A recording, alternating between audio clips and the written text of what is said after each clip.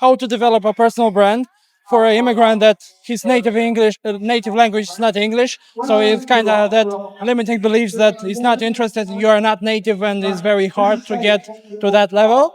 Yeah, I think the first thing is you could do content in your native language and go for a smaller market. But so I think the first thing is you could either go for your own native language or use your isms and your accent and your quirks to your advantage. You know, a lot of immigrants are very successful in the UK and America.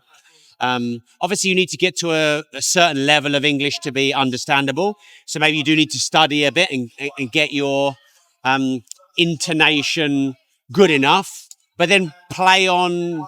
You must have heard of Borat. So anyone who's not English should look at Borat because he's a comedian, but he plays on the fact that he's got bad English and it's good. So you kind of have to use it as your advantage, not rather you than... have to use, like, all weaknesses can be strengths. You have to use all your, see the upside in the flaws and failings that you think you've got. Yeah. Okay. And the second question is about the business model you've talked about.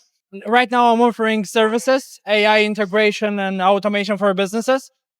And what do you think in perspective of developing a strong business that can meet your criteria as being mobile?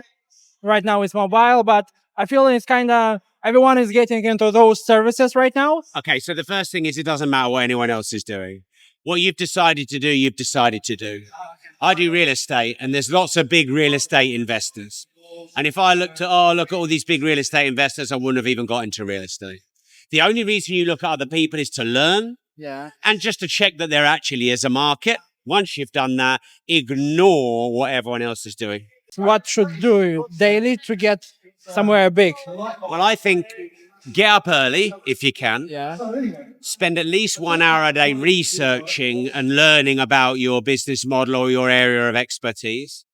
Try and put content out every day. Plan the content in advance so you don't get a bit caught behind, or you know what it's like when you're like trying to do content, you don't really know what to do, so it's a bit shit. So get planned ahead. Remember that everything is an opportunity to learn. So, you know, I think I came here 20 years ago at this business show as a little guy who just started his business, got a little stand like this, and now I had the biggest speech at the, you know, so, and those consistent daily habits. Expect a lot of yourself, but don't be too hard on yourself. You know, if you don't do everything today, well, you've got tomorrow. That's it. Thank you so much for your advice. All right. Thank you.